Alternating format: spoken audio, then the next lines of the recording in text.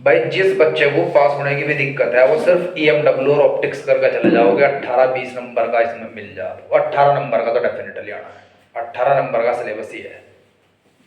समझ गए आप मेरी बात? सबसे पहले डिस्कस कर लेते हैं इलेक्ट्रोमैग्नेटिक वेव्स।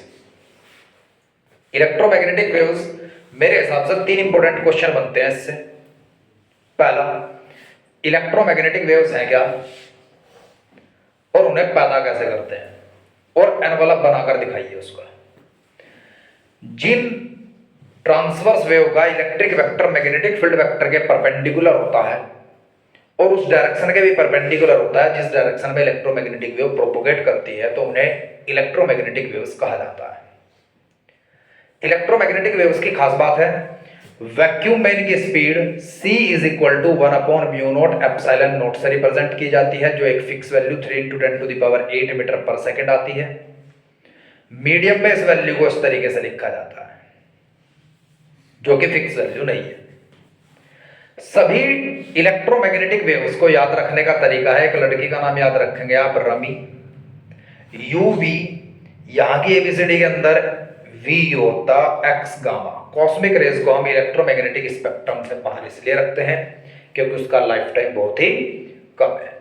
वो भी इलेक्ट्रोमैग्नेटिक वेव्स होती हैं मैक्सिमम फ्रीक्वेंसी के साथ। Radio wave, micro infrared, visible, ultra, x-ray, gamma ray, ऊपर से नीचे तक वेवलेंथ घटती है। ध्यान से सुनिएगा, वेवलेंथ घटती है, फ्रीक्वेंसी बढ़ती है, पेनिट्रेशन पावर बढ़ती है, स्पीड मीडियम के अंदर घटती है। वैक्यूम के अंदर सभी की स्पीड बराबर रहती है 3 × 10⁸ मीटर पर सेकंड। ये इंपॉर्टेंट क्वेश्चन है कि सभी इलेक्ट्रोमैग्नेटिक वेव का ऐसा क्या फिजिकल क्वांटिटी होती है जो वैक्यूम में सेम रहती है, तो आप क्या कहेंगे? Speed, velocity. ठीक है जी, याद रखिएगा, जिस भी इलेक्ट्रोमैग्नेटिक वेव की मीडियम के अंदर ज्यादा वेवलेंथ होगी, जैसे कि यहाँ रेडियो की वेवलेंथ मैक्सिमम होती है, तो उसकी स्पीड भी मैक्सिमम होगी। समझ आ गया? इन सभी की वेवलेंथ रेंज, फ्रीक्वेंसी रेंज और 3 यूज, क्योंकि 2 यूज आएंगे वहां, 3 यूज आप याद रखेंगे। इनका प्रोडक्शन किस तरीके से एरियल में प्रोड्यूस किया जाता है, किस तरीके से रेडियो वेव को प्रोड्यूस करते थे, किस तरीके से एक्सरे को फास्ट मूविंग इलेक्ट्रॉन एक हाई एटॉमिक नंबर शीट पर डालते थे, किस तरीके से इसका प्रोडक्शन था, वो सब मैंने आपको पढ़ाया गया है। ठीक है जी, आप याद रखिएगा, इनकी वेवलेंथ आएगी इस तरीके से आएगा, जैसा कुछ भी कह दिया गया कि एक्स लेगा वाई रेंज तक किस इलेक्ट्रोमैग्नेटिक वेव की वेवलेंथ होती है, 1 नंबर यहां मिलेगा लिखने का। उसकी फ्रीक्वेंसी क्या है, उसके 2 यूजेस बताओ जिसकी या फ्रीक्वेंसी या वेवलेंथ है। Concept clear? इस तरीके के सवाल डेफिनेटली आएंगे। इलेक्ट्रोमैग्नेटिक वेव क्या है? These are those wave in which electric vector is perpendicular to the magnetic field vector and also to the direction of propagation. अब इनकी कुछ प्रॉपर्टीज देख लेते हैं। वैक्यूम में सभी की स्पीड बराबर होती है इसके बराबर, और मीडियम में इसके बराबर। दूसरी बात, electric vector magnetic field vector के परपेंडिकुलर होता है और डायरेक्शन ऑफ प्रोपगेशन के भी परपेंडिकुलर होता है। तीसरी बात, ये ट्रांसवर्स इसीलिए होती हैं क्योंकि इनके पार्टिकल्स डायरेक्शन ऑफ प्रोपगेशन के परपेंडिकुलर वाइब्रेट करते हैं, और ये वैक्यूम में अपनी मैक्सिमम स्पीड से चलती है। इन्हें चलने के लिए किसी भी मीडियम की आवश्यकता नहीं होती। इलेक्ट्रिक वेक्टर का क्रॉस प्रोडक्ट जब आप मैग्नेटिक फील्ड वेक्टर के साथ करते हैं तो आपको डायरेक्शन ऑफ प्रोपगेशन पता चलती है, किस डायरेक्शन में वेव प्रोपगेट करती है। सवाल आया, draw the envelope for the propagation of electromagnetic wave if electromagnetic wave moving towards plus z axis. तो मेरे पास ये होता है ज्यादातर एक्स वाई जेड। जब z की तरफ कहा तो इसे ओरिएंट कर दो, आप इस तरीके से रोटेशन करेंगे, इसकी x यहां जाएगा, y यहां जाएगा और z यहां जाएगा, और z में आप इस तरीके से बना दोगे। Concept clear? अब इलेक्ट्रोमैग्नेटिक वेव z की तरफ चली, z की तरफ चली, मैंने कहा E cross B give the direction of propagation और वाया z, और z को कहते हैं k कैप। तो आपको याद रखना है किन 2 पोजीशन वेक्टर के क्रॉस प्रोडक्ट से k कैप बनता है, I क्रॉस J। तो मींस इलेक्ट्रिक वेक्टर आप x की तरफ रखेंगे, ये I है, ये J है, मैग्नेटिक फील्ड वेक्टर आप इधर रखेंगे और वेव चलती है z एक्सिस की तरफ। Concept clear all of you or not? Concept clear? 100%। अगर कहा y तो एक बार और रोटेशन देंगे, y यहां आएगा, ये आएगा, फिर आपको देखना है y किस किस के क्रॉस प्रोडक्ट से आता है, k cross I। Concept clear all of you? 100% clear है जी? ठीक है जी। इलेक्ट्रोमैग्नेटिक वेव्स में यहां तक शायद एक नंबर का कुछ ना कुछ आपको मिलेगा, जितनी बात हमने अभी की, क्या कि इलेक्ट्रोमैग्नेटिक वेव क्या होती है, उन्हें प्रोड्यूस कैसे किया जाता है, और आप ये बात कहेंगे कि इलेक्ट्रोमैग्नेटिक वेव्स को एक एक्सेलरेटिंग चार्ज पार्टिकल की हेल्प से पैदा किया जाता है। Rest charge is a source of electric field only, and when charge particle is in uniform motion then there is no acceleration, that's why no magnetic force and hence no production of the electromagnetic waves. तो इसलिए आप क्या कहेंगे कि accelerating charge particle electromagnetic waves को पैदा करता है। Concept clear all of you? 100% clear है जी? ठीक है। इन सभी इलेक्ट्रोमैग्नेटिक वेव्स की क्या खास बात है कि वैक्यूम के अंदर इनके सभी की क्या बात कॉमन है कि वैक्यूम के अंदर सभी की स्पीड बराबर होती है, वेलोसिटी बराबर होती है। मैक्सिमम वेवलेंथ मतलब largest wavelength, longest wavelength radio wave की होती है, और मैक्सिमम फ्रीक्वेंसी गामा रेडिएशन की होती है। समझ आ गया? इनके 2-3 यूज, प्रोडक्शन, डिटेक्शन, समझ गया आप मेरी बात? फ्रीक्वेंसी वेवलेंथ लिख लिख कर लो, एक वेवलेंथ लिखने के लिए जरूर आएगी, या फिर पहचानने के लिए कि ये वेवलेंथ किसकी है या ये फ्रीक्वेंसी किसकी है। क्या दिया जाएगा? यहां से लेकर यहां तक की फ्रीक्वेंसी एक वेव की है, इसके 2 यूजेस लिखिएगा। समझ आ गया? तो पहचानना पड़ेगा किसकी है। समझ गए? मान लीजिए आपने सबने वेवलेंथ याद कर ली, तो ऊपर लिखेंगे आप 3 × 10⁸ और वेवलेंथ से डिवाइड कर दोगे। वेवलेंथ लिखेंगे मीटर में, भले ही नैनोमीटर में याद की गई हो, मीटर में लिखेंगे यहाँ, फिर जो आपके पास आएगा वो फ्रीक्वेंसी आएगा, क्योंकि frequency into wavelength that is equal to speed. समझ आ गया? पक्का? जब एक लाइट रे मीडियम चेंज करती, कोई भी इलेक्ट्रोमैग्नेटिक वेव अगर मीडियम चेंज करती है, कोई भी इलेक्ट्रोमैग्नेटिक वेव, तो उसकी फ्रीक्वेंसी चेंज कभी नहीं होती, उसकी वेवलेंथ चेंज होती है। ऐसा क्यों? फ्रीक्वेंसी का फॉर्मूला होता है स्पीड अपॉन वेवलेंथ। याद रखिएगा, जब मीडियम चेंज होगा तो अगर स्पीड हाफ हुई तो वेवलेंथ भी हाफ हो जाएगी और फ्रीक्वेंसी सेम रहेगी। Is that clear all of you or not? Concept clear? Umer, Rana ji, concept clear है जी सभी को? ठीक है जी।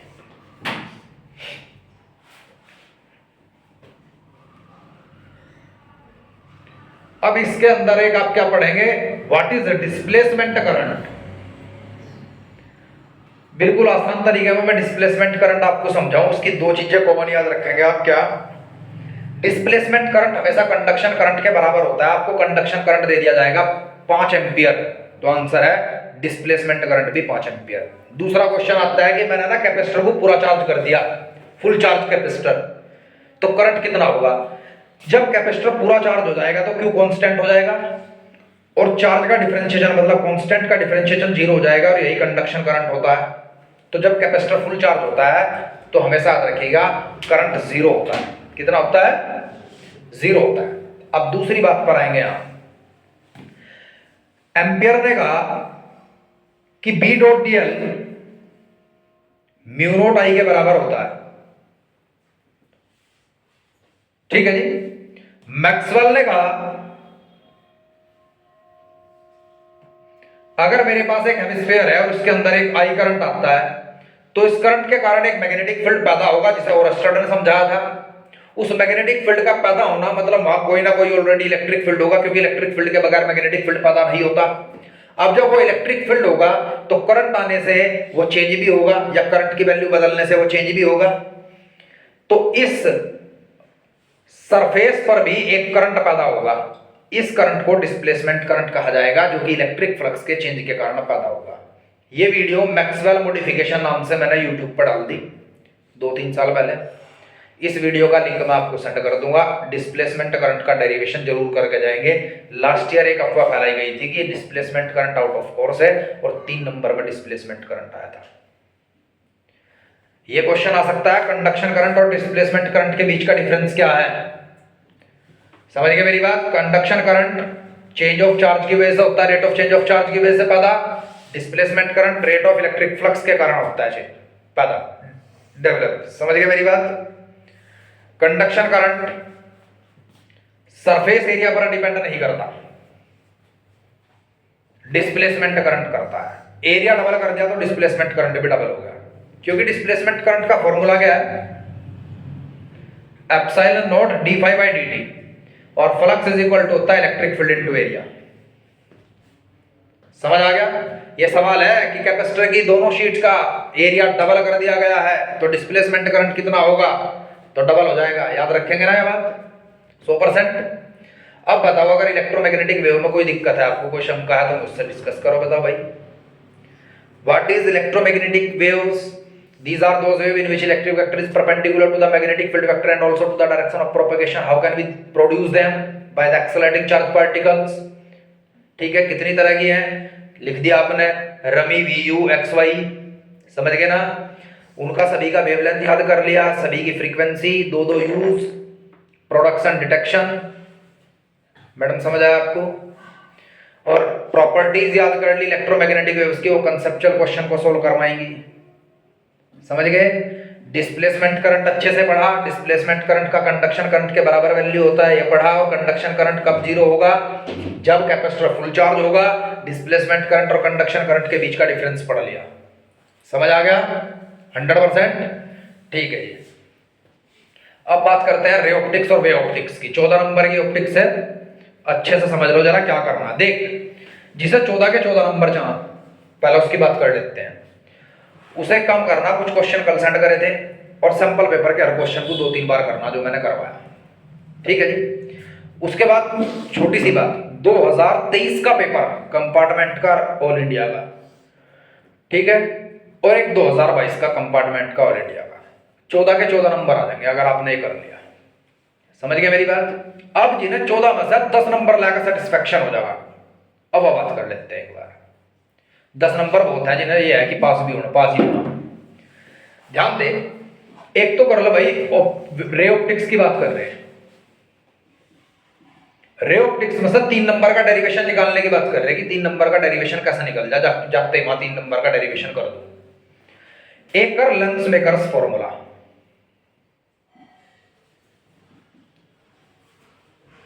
एक कर लेंस फॉर्मूला, एक कर मिरर फॉर्मूला। एक कर ये डेरिवेशन की 2 लेंसेज रखे हैं अलग अलग फोकल लेंथ के और नेट फोकल लेंथ कैलकुलेट करनी है। एक कर एंगल ऑफ डेविएशन का फॉर्मूला या एंगल ऑफ मिनिमम डेविएशन का फॉर्मूला। इसे अप्रोक्सीमेशन फॉर्मूला कहा जाता है और इसे एग्जैक्ट फॉर्मूला कहा जाता है।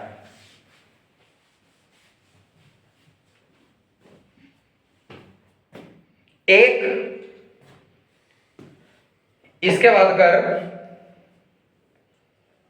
ये डेरिवेशन जो कल सेंड करा मैंने और पहला करवाया था, जब ग्लास के अंदर रे एंटर कर दिया, वो अल्फा बीटा गामा मान करके कराया था जो, ठीक है। और एक डेरिवेशन ये कर जब मीडियम से रे बाहर जाती हो।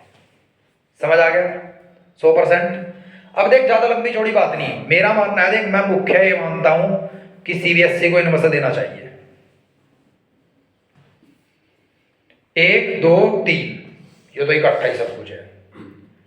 ये 3 कर लो, ये भी कर लियो एक बार, लेकिन ये भी आ सकता है या नहीं भी, इसकी पॉसिबिलिटी कम होती है, इसकी ज्यादा होती है, इसकी बहुत ज्यादा, इसकी बहुत ज्यादा, इसकी और इसकी इतनी पॉसिबिलिटी नहीं होती, लेकिन आ सकता है। कर लिया, यहां से 3 नंबर पूरे तैयार तो हो गए, इसमें से कम 3 नंबर का तो होगा कुछ। इसके बाद टोटल इंटरनल रिफ्लेक्शन पढ़ा हमने, TIR, टोटल इंटरनल रिफ्लेक्शन पढ़ा जब मीडियम डेंसर हो और डेंसर में एक कोई भी एनर्जी सोर्स हो तो रे यहां टकराई, टकराने के बाद अंदर ही उड़ गई। ऐसी कंडीशन में इंसिडेंट एंगल एक पर्टिकुलर सिचुएशन से ऊपर चला गया, मतलब क्रिटिकल एंगल से बड़ा हो गया, और रे दोबारा डेंसर मीडियम में मुड़ गई, तो इसे टोटल इंटरनल रिफ्लेक्शन कहा गया है। और टोटल इंटरनल रिफ्लेक्शन की मेन कंडीशन होती है ray must be propagate denser to rarer and incident angle must be greater than the critical angle. ये 2 कंडीशंस है। समझ आ गया? अब और थोड़ा सा डिस्कस कर लेते हैं कि लेंस मेकर्स फॉर्मूला डायरेक्ट ना आया तो क्या होगा। लेंस मेकर्स फॉर्मूला डायरेक्ट ना आया तो क्या होगा।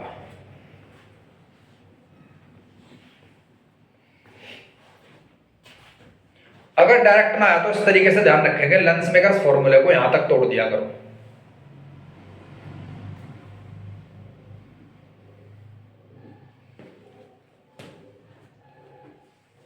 It is the refractive index of medium and it is the refractive index of lens.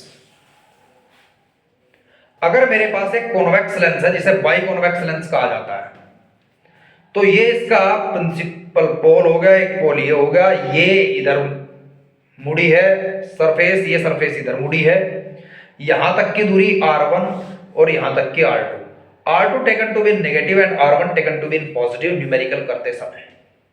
By convex lens का जब न्यूमेरिकल करेंगे तो इन दोनों सिचुएशन में r1 की वैल्यू को पॉजिटिव रखेंगे और r2 की वैल्यू को नेगेटिव रखेंगे न्यूमेरिकल करते समय। समझ आ गया?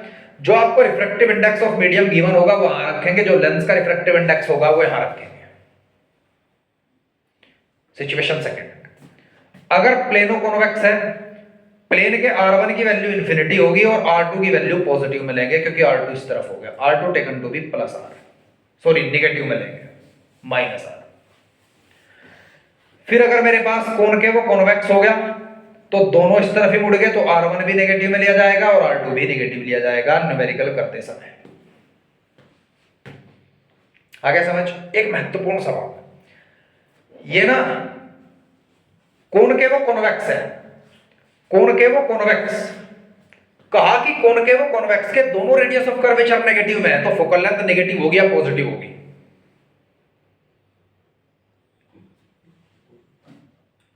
बताओ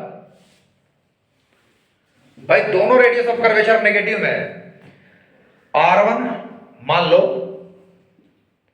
r1 माइनस आ रखा, समझ रहे आप मेरी बात, माइनस, और r2 भी माइनस रखा, माइनस माइनस प्लस, जीरो एक पॉजिटिव इंटीजर है तो पॉजिटिव में होगी। और अगर वैसा भी नहीं है तो ध्यान रखिएगा पॉजिटिव निकल करके आएगी जब आप न्यूमेरिकल करेंगे इसका। ऐसे ही कॉन्वेक्सो ये कॉनकेव कॉन्वेक्स है, ऐसे ही कॉन्वेक्सो कॉनकेव उसका नेगेटिव में आएगा। यह प्लेनो कॉन्वेक्स, प्लेनो कॉन्वेक्स का हमेशा याद रखिएगा फोकल लेंथ पॉजिटिव ही आना है क्योंकि कॉन्वेक्स है। प्लेनो कॉनकेव की हमेशा नेगेटिव आनी है। एक दूसरा महत्वपूर्ण सवाल, प्लेनो कॉनकेव लेंस को अपोजिट डायरेक्शन में रख दिया हमने यहां से, तो फोकल लेंथ भी उल्टी हो जाएगी क्या? नहीं, focal length as it is रहेगी जैसे थी। अगर पहले एफ थी तो अब भी एफ होगी, ये नहीं कि माइनस एफ होगी। अगर लेंस का रिफ्रैक्टिव इंडेक्स ज्यादा होता है मीडियम से, तो लेंस अगर कॉन्वेक्स है तो कन्वर्ज ही रहेगा, रे को कन्वर्ज ही करेगा। लेकिन अगर ये n2 ज्यादा हो जाता है तो ये डाइवर्जिंग बन जाएगा, अपोजिट हो जाती है फोकल लेंथ। अगर कॉनकेव था तो वो भी कन्वर्ज करना स्टार्ट कर देगा अगर बाहर का रिफ्रैक्टिव इंडेक्स ज्यादा है। अगर दोनों का बराबर है तो प्लेन ग्लास शीट की तरह काम करेंगे, प्लेन ग्लास स्लैब की तरह। समझ आ गया? लेंस को बीच में से आपने काट दिया, लेंस थिन हो गया, थिन होने से पावर हाफ हो जाती है और फोकल लेंथ डबल हो जाती है। ये सारे केसेस करेंगे कि लेंस को अगर ऐसा कट कर दूं तो क्या हुआ, लेंस को ऐसा रख दूं तो क्या हुआ, सब कराया हुआ A to Z। समझ आ गया? एक लेंस को आधा कवर कर दिया ब्लैक शीट से, तब क्या होगा, सारा पढ़ाया हुआ, इंटेंसिटी लाइट की कम हो जाएगी, लाइट की इंटेंसिटी कम होने से इमेज शार्प नहीं बनेगी। ऐसे ही मिरर, एक चीज याद रखिएगा, मिरर किस मीडियम के अंदर रखा है, मीडियम के रिफ्रैक्टिव इंडेक्स का मिरर पर प्रभाव नहीं पड़ता। मिरर की फोकल लेंथ चेंज नहीं होगी, लेंस की फोकल लेंथ चेंज होती है। चेंज कितनी आपको कहा, अभी वैक्यूम में था, अब एक मीडियम में रख दिया 1.33 उसका रिफ्रैक्टिव इंडेक्स है और लेंस का रिफ्रैक्टिव इंडेक्स इतना है। भाई बिल्कुल अपोजिट तो हुई नहीं, क्योंकि अभी भी मीडियम का रिफ्रैक्टिव इंडेक्स कम है, लेकिन फोकल लेंथ पर फर्क जरूर पड़ गया। समझ गए ना? फोकल लेंथ बढ़ेगी क्योंकि पावर घटेगी, 1/f is equal to power. जब यहां वैक्यूम था तो डिनोमिनेटर में 1 था, अब डिनोमिनेटर बढ़ के इतना हो गया तो पावर घट गई। समझ गए ना? वैक्यूम के अलावा किसी भी मीडियम के अंदर आप अगर लेंथ को रखते हैं तो पावर हमेशा घटती है और फोकल लेंथ हमेशा बढ़ती है। आपसे वाइवा में पूछा गया था क्वेश्चन। किसी बच्चे को कोई डाउट? अब इस तरीके के सवाल करने हैं मुझे, ये भी महत्वपूर्ण है।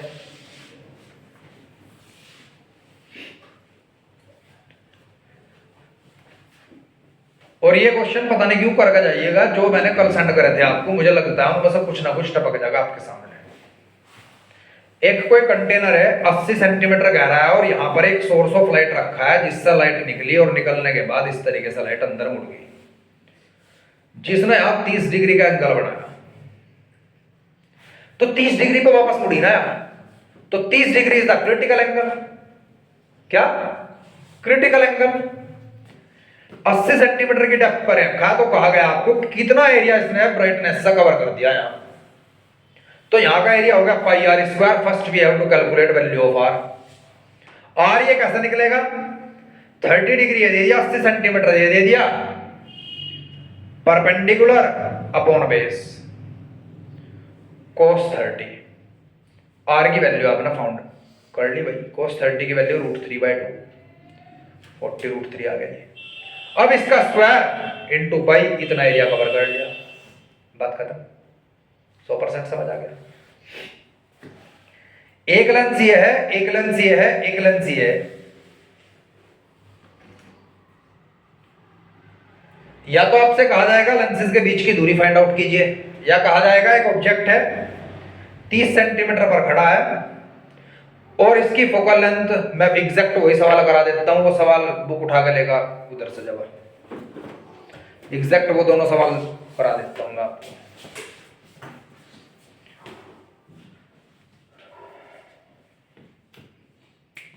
ये दो सवाल अच्छे से कर लीजिएगा, ठीक है।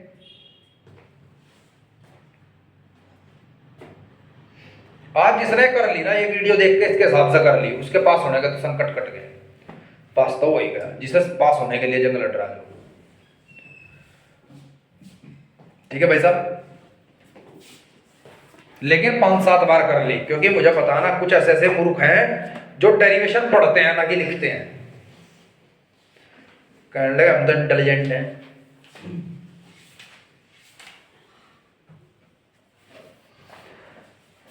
एक ही सवाल है भाई, 15 सेंटीमीटर पर यहां एक ऑब्जेक्ट है, L1, L2, L3 लेंस है और 10 सेंटीमीटर पर फाइनल इमेज बनी है और सभी की फोकल लेंथ +10 सेंटीमीटर है। कहा कि इनके बीच की सेपरेशन कितनी होगी। अब जरा ध्यान देंगे, इस क्वेश्चन को पीछे से करना है जी आपको। इस लेंस की फोकल लेंथ 10 सेंटीमीटर है और 10 सेंटीमीटर दूरी पर इससे एक इमेज बनी है जो कि इमेज रियल एंड इन्वर्टेड है, क्योंकि लेंस के लेफ्ट हैंड साइड में वर्चुअल इरेक्ट और राइट हैंड साइड में रियल इन्वर्टेड इमेज बनती है। मैं गया कॉन्वेक्स लेंस की प्रॉपर्टीज पर। अगर ऑब्जेक्ट इंफिनिटी पर है तब इमेज फोकस पर बनेगी, मींस यहां इमेज तभी बन सकती है जब रेज इंफिनिटी से आएंगी। रेज इंफिनिटी का मतलब है दोनों लेंस के बीच की वेरिएबल दूरी है, कुछ भी हो सकती है, नॉट आइडेंटिफाई, बहुत ज्यादा दूरी है। समझ आ गया। अब ये पैरेलल कब होंगी? जब ये रेज इसके फोकस से उठेगी, क्योंकि if object at focus then image will be at infinity. Concept clear? तो ये दूरी 10 सेंटीमीटर आई, क्योंकि फोकस इसका 10 सेंटीमीटर पर है। अब भाई u आपको दे दिया 1/v - 1/u that is equals to 1/f। तो 1/f क्या लिखेंगे? 10 1/v - 1/- का 15। सोल्व कर लेंगे जो भी आया वो यहां। तो दोनों के बीच की दूरी, इसका आंसर आया 40 सेंटीमीटर। हो जाएगा उमेर? किसी बच्चे को कोई दिक्कत यहां तक? ठीक है।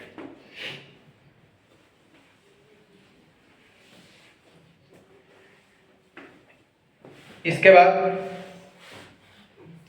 एक प्रश्न ये आता है जी बार बार, एक बाइकॉन्वेक्स लेंस है, फिर एक प्लेनो-कॉनकेव लेंस है, फिर एक बाइकॉन्वेक्स लेंस है, प्रिंसिपल एक्सिस ये है और ये 30 सेंटीमीटर की दूरी है, ये 5 सेंटीमीटर की दूरी है और ये 10 सेंटीमीटर की दूरी है। इसकी फोकल लेंथ +10 सेंटीमीटर है, इसकी -10 सेंटीमीटर है और इसकी +30 सेंटीमीटर की वन है। सवाल कहा है कि फाइनल इमेज की पोजीशन ज्ञात कीजिए, find the position of final image. Find the position of final image. सबसे पहले इसके लिए आप v की वैल्यू फाइंड करेंगे। मैं न्यूमेरिकल नहीं कराऊंगा, करेंगे आप खुद, मैं सिर्फ मेथड समझाऊंगा। मुझे पता कुछ ऐसे आलसी बच्चे हैं, वीडियो में अगर बता दिया अभी इसको करके दिखा दिया तो लिख कर नहीं करने के, उसे बस याद कर लेंगे, वहां फिर लेगा नहीं उससे। सबसे पहले u आपको दे दिया गया, इसकी आपको फोकल लेंथ दे दी गई, तो we have to find v 1/f plus 1/u। समझ आ गया? u को आप नेगेटिव में रखेंगे -30, फोकल लेंथ को आप प्लस में रखेंगे। फोकल लेंथ का फॉर्मूला ये होता है 1/v माइनस 1/u, तो ये इधर आके प्लस हो गया। यहां से थर्ड कुछ भी आई वैल्यू, v की वैल्यू x आई, तो आपको देखना है कि v की वैल्यू जो x आई वो अगर इधर आई तो नेक्स्ट लेंस के लिए ये डिस्टेंस प्लस वो दूरी दोनों u का काम करेगी। अगर वो इस लेंस से इधर आई तो जितनी दूरी होगी दूरी में से उसे घटाएंगे, तब u का काम इसके लिए वो दूरी करेगी। अगर ये x वैल्यू इस लेंस से इधर आई तब आप इस x में से इस 5 को घटाएंगे। समझ गए मेरी बात? फॉर एग्जाम्पल मैं करा ही देता हूं, चलो 1/v 1/10 प्लस का प्लस 1/-30, तो 30 एलसीएम आया भाई, plus 3 - 1 1/v is equals to 2 by, तो v इज इक्वल टू आप प्लस 15 सेंटीमीटर। 5 ये है, यहां पर इमेज बनी फाइनल। अब अगले लेंस के राइट में इमेज गई तो उस 15 में से आप दोनों लेंस के बीच की दूरी घटाएंगे। It will be the u for second lens. अब 5 घटने के बाद भी ये 5 कदम यहां आया तो लेंस के इस तरफ है, it taken to be in positive and 1/v 1/f plus 1/u, तो 1/v -10 प्लस 1/10 यह है आपके पास, तो v इज इक्वल टू किसके बराबर है? इंफिनिटी, समथिंग अपॉन 0, क्योंकि 1/v 0 है तो v इक्वल टू 1/0 है। 1/0 को क्या लिखते हैं भाई? इंफिनिटी लिखते हैं। अब इंफिनिटी बहुत दूर आया, इंफिनिटी में से दोनों के बीच की दूरी घटाई 10, तब भी इंफिनिटी बचा। नेक्स्ट के लिए u की वैल्यू इंफिनिटी लिखेंगे। इंफिनिटी ना तो प्लस में लिखना ना माइनस में लिखना, तो 1/v that is equal to 1/f plus 1/u, तो 1/v that is equal to 1 plus का 30 इसकी फोकल लेंथ, और 1/∞ 0 that is equal to plus 30, तो v is equal to plus 30 centimetre is the answer. और कहा कि कैसे नेचर की इमेज होगी? Real and inverted. समझ आया आपकी? 100%। ठीक है जी। एक मैंने कल आपको क्वेश्चन सेंड किया था, एक बार दोबारा इस वीडियो में बोल देता हूं आपके ग्रुप पे। Question number 86, question number 82, question number 93, 94, 98, 64, 67,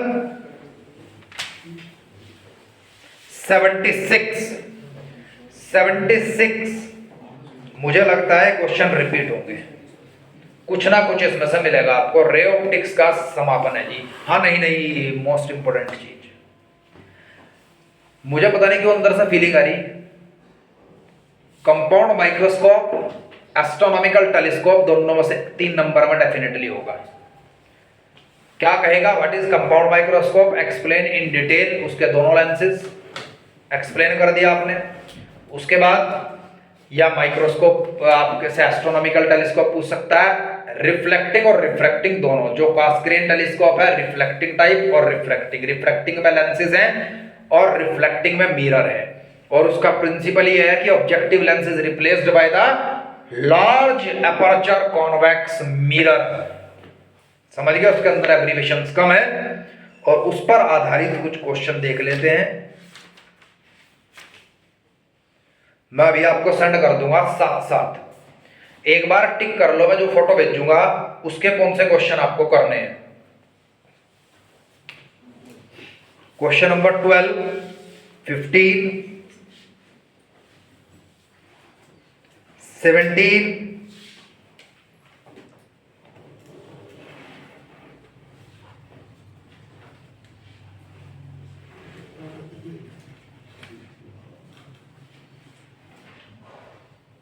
answer भी सेंड कर दूंगा।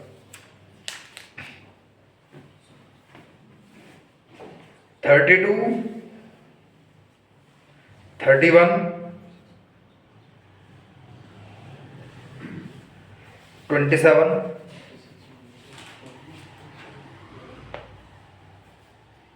26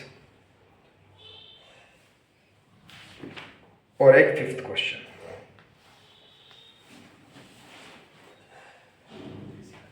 ये बात याद रखिएगा, एस्ट्रोनॉमिकल टेलीस्कोप का ऑब्जेक्टिव लेंस ज्यादा अपर्चर और आई लेंस कम अपर्चर का होता है, लेकिन होता वो भी ज्यादा ही है, थोड़ा सा, इतना ज्यादा कम भी नहीं होता। और कंपाउंड माइक्रोस्कोप का ऑब्जेक्टिव लेंस छोटा और आई लेंस बड़ा होता है। याद रखेंगे, ये चीज याद रखा जाओगे 100%, सवाल आएगा ये। अब बात करते हैं जी वेव ऑप्टिक्स की। अब वेव ऑप्टिक्स में जरा ध्यान दें, मुझे सिर्फ अभी ऐसा करना है कि मेरे वहां से वो वेव ऑप्टिक्स में से 5 नंबर है, तो मैं एक तो क्या करूंगा, एक तो करूंगा Huygens principle and reflection refraction by wave theory. सीधी बात है भाई, Huygens principle, reflection refraction by wave theory. इसके बाद यंग्स डबल स्लिट एक्सपेरिमेंट,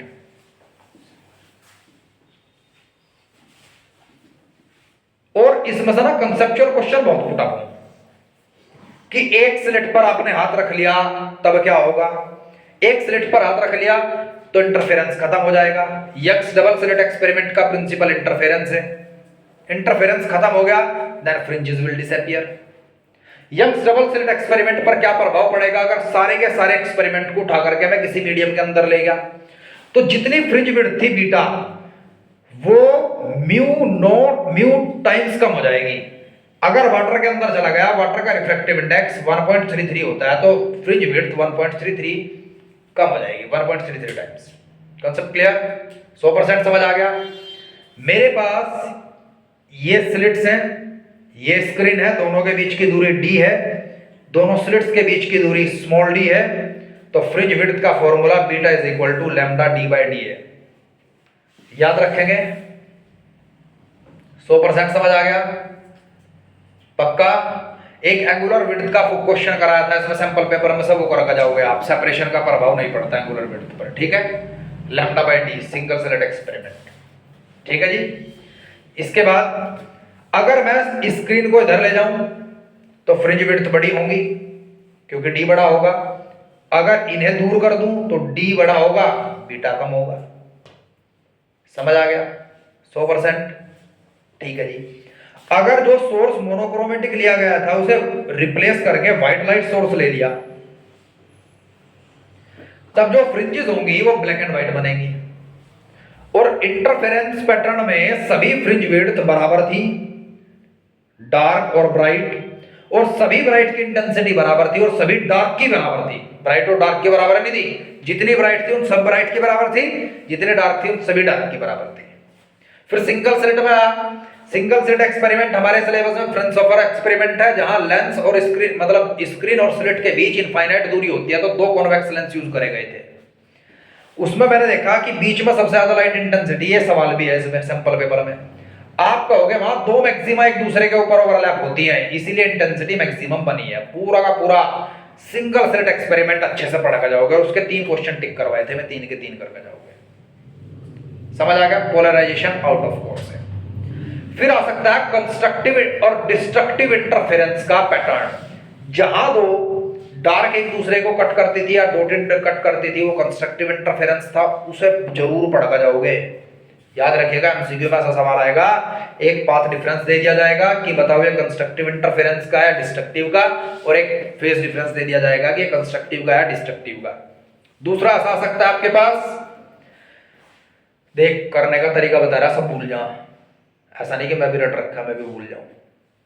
मेरे पास रिजल्टेंट एम्पलीट्यूड का फॉर्मूला ये है, मैंने मान लिया एक वेव यह है, एक वेव यह है, और ये जो वेव है और ये जो वेव है दोनों सुपर इंपोज करके एक नई वेव बना देती है जिसका एम्पलीट्यूड आ रहा है। तो r will be equal to the a plus b और r will be equal to the root a square plus b square plus 2ab cos phi. Phi is the phase difference between two waves. ठीक है जी। अब ध्यान रखिएगा, R maximum होगा तो intensity maximum होगी। Maximum intensity को कहा जाता है कंस्ट्रक्टिव इंटरफेरेंस। R मिनिमम होगा तो डिस्ट्रक्टिव इंटरफेरेंस होगा, मतलब डॉटेड डार्क को कट करेगी और उसके लिए फाई की वैल्यू मिनिमम होनी चाहिए, cos फाई की वैल्यू मिनिमम होनी चाहिए। समझ गए? सब कुछ याद आ गया, लिखवा रखा नोट्स में। इस मेथड से आप हर चीज करोगे। वे ऑप्टिक्स में कोई दिक्कत होगी, आप वे ऑप्टिक्स कल ना एक बार ये सारा का सारा पैटर्न में पढ़ा दूंगा आपको वीडियो में। ठीक है, अभी कल सभी आएंगे आप लोग। कल 1 तारीख है, पेपर 5 तारीख का है, 4 का 4 तारीख योगा। कल है आपका पेपर योगा, और किसका है योगा का? चलो कोई बात नहीं, इतना करो बस आप। अब फिर एक मॉडर्न फिजिक्स की कल वीडियो बनाऊंगे भाई। ठीक है, ये वीडियो 1.5-1.25 घंटे की बनाऊंगा और उसमें सारी मॉडर्न फिजिक्स कवर कर दूंगा। That's all for today.